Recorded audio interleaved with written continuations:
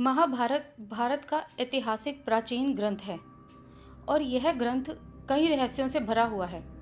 इसका प्रत्येक पात्र अपने आप में एक रहस्य है। महाभारत को पंचम वेद कहा गया है। इस ग्रंथ में तत्कालीन भारत का समग्र इतिहास वर्णित है।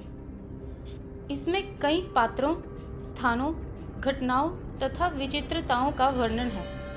प्रत्येक हिंदू के घर में महाभारत होना ही चाहिए। महाभारत में जितने भी प्रमुख पात्र थे वे सभी देवता, गंधर्व, यक्ष, रुद्र, अप्सरा, राक्षस, वसु तथा ऋषियों के अंशावतार थे। उनमें से शायद ही कोई सामान्य मनुष्य रहा हो। महाभारत के आदि पर्व में इसका विस्तृत वर्णन किया गया है। चलिए जानते हैं कि कौन किसका अवतार था। भगवान श्री कृष्ण। 64 कलाओं और अष्ट सिद्धियों से पूर्ण श्री कृष्ण को भगवान विष्णु का अवतार माना जाता है। माना जाता है कि वे अपने पिछले जन्म में मनु थे। बलराम। महाबली बलराम शेषनाग के अंश थे। जब कंस ने देवकी वासुदेव के 6 पुत्रों को मार डाला तब देवकी के गर्भ में भगवान बलराम पधारे। योग माया ने उन्हें आकर्षित करके नंद बाबा के यहाँ निवास कर रही श्री रोहिणी जी के गर्भ में पहुंचा दिया। इसलिए उन्हें संकर्षण नाम से भी बुलाया जाता है। बलवानों में श्रेष्ठ होने के कारण उन्हें बलभद्र भी कहा जाता है। श्री कृष्ण के बड़े भाई होने के कारण उन्हें दाऊ भी कहा जाता है। बलराम जी का विवाह रेवती से हुआ था। महाभारत युद्ध में बलराम तटस्थ होकर तीर्थ यात्रा के लिए चले गए थे। यदुवंश के संहार के बाद उन्होंने समुद्र तट पर आसन लगाकर अपनी लीला का अंत कर लिया था। उनकी शौर्य की गाथाएं अनेक हैं। भीष्म। श्री कृष्ण के बाद भीष्म का नंबर आता है। वह महाभारत के प्रमुख पात्रों में से एक थे। द्यू नामक वसु ने ही भीष्म के रूप में जन्म लिया था। वशिष्ठ ऋषि के शाप व इंद्र की आज्ञा से 8 वसुओं को शांतनु तथा गंगा से उत्पन्न होना पड़ा। 7 को तो गंगा ने नदी में बहा दिया, जबकि 8वें वसु द्यू जिंदा रह गए। वही भीष्म थे, जिनका प्रारंभिक नाम देवव्रत था। आजीवन अविवाहित रहने की भीष्म प्रतिज्ञा लेने के कारण उनका नाम भीष्म पड़ा। द्रोणाचार्य। भीष्म के बाद द्रोणाचार्य को सबसे अहम माना जाता है। देवताओं के गुरु बृहस्पति ने ही द्रोणाचार्य के रूप में जन्म लिया था। अश्वत्थामा। इन सब के बाद अश्वत्थामा सबसे अहम है। गुरु द्रोणाचार्य के पुत्र थे अश्वत्थामा। पिता पुत्र की जोड़ी ने मिलकर महाभारत में कोहराम मचा दिया था। अश्वत्थामा को महादेव, यम, काल और क्रोध के सम्मिलित अंश से उत्पन्न किया गया था। कर्ण। देवताओं में सबसे प्रमुख सूर्य देव के पुत्र थे कर्ण। कर्ण सूर्य के अंश अवतार थे। कर्ण के बारे में सभी जानते हैं कि वे सूर्य और कुंती के पुत्र थे, जबकि उनके पालने वाले माता पिता का नाम अधिरथ और राधा था। उनके गुरु परशुराम और मित्र दुर्योधन थे। हस्तिनापुर में ही कर्ण का लालन पालन हुआ था। उन्होंने अंग देश का राज सिंहासन का भार संभाला था। जरासंध को हराने के कारण उनको चंपा नगरी का राजा बना दिया गया था। दुर्योधन। दुर्योधन कलयुग का अवतार था तथा उसके 100 भाई पुलत्स्य वंश के राक्षसों के अंश थे। दुर्योधन हस्तिनापुर के महाराज धृतराष्ट्र और गांधारी के 100 पुत्रों में से सबसे बड़ा पुत्र था।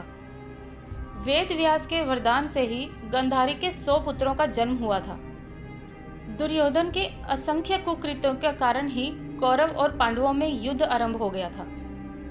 दुर्योधन गदा युद्ध में पारंगत था और श्री कृष्ण के बड़े भाई बलराम का शिष्य था। दुर्योधन ने कर्ण को अपना मित्र बनाया था। गांधारी द्वारा देखे जाने से उसका शरीर वज्र के समान हो गया था, लेकिन कृष्ण के छल के कारण उसके गुप्तांग का स्थान कठोर नहीं हो पाया था, जिसके चलते महाभारत के युद्ध में भीम ने दुर्योधन को उसकी जंघा से पकड़कर उसके 2 फाड़ कर दिए थे और इस तरह दुर्योधन मारा गया। अर्जुन। इनके धर्म पिता पांडु थे, लेकिन असल में वे इंद्र कुंती के पुत्र थे। देवराज इंद्र ने अर्जुन को बचाने के लिए कर्ण के कवच और कुंडल उससे छीन लिए थे। देवराज इंद्र एक ब्राह्मण के वेश में कर्ण के पास पहुंच गए और उनसे उनके कवच और कुंडल दान में मांग लिए। कर्ण एक महादानी थे, इसलिए उन्होंने अपने कवच और कुंडल दान के रूप में ब्राह्मण को दे दिए।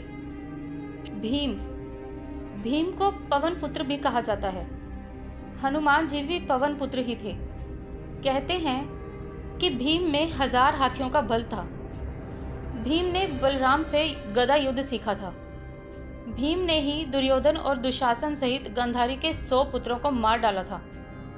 द्रौपदी के अलावा भीम की एक और पत्नी थी जिसका नाम हिडिंबा था, जिससे भीम का परमवीर पुत्र घटोत्कच पैदा हुआ था।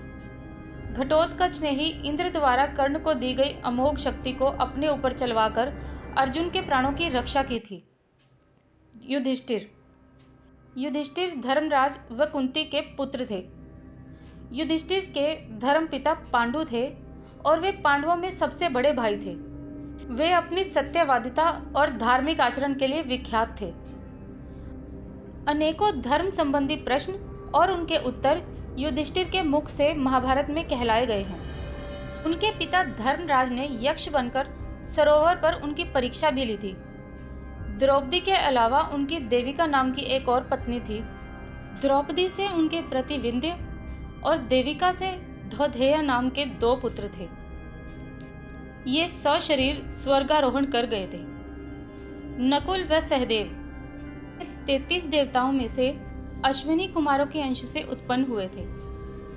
ये 2 अश्विनी कुमार थे, नासत्य और दास्त्र। सहदेव त्रिकालदर्शी थे। उसने महाभारत युद्ध के होने और इसके परिणाम की घटनाओं को पहले से ही जान लिया था, लेकिन श्री कृष्ण ने उसे इस घटना को किसी से भी बताने से इनकार कर दिया था। कृपाचार्य रुद्र के एक गण ने कृपाचार्य के रूप में अवतार लिया था। शकुनी द्वापर युग के अंश से शकुनी का जन्म हुआ था।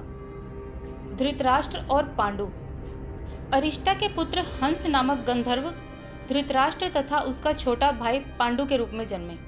विदुर सूर्य के अंश धर्म ही विदुर के नाम से प्रसिद्ध हुए। कुंती और माद्री के रूप में सिद्धि और धृतिका का जन्म हुआ था। गांधारी मति का जन्म राजा सुबल की पुत्री गांधारी के रूप में हुआ था। रुक्मणी और द्रौपदी राजा भीष्मक की पुत्री रुक्मणी के रूप में लक्ष्मी जी एवं द्रौपदी के रूप में इंद्राणी उत्पन्न हुई थी।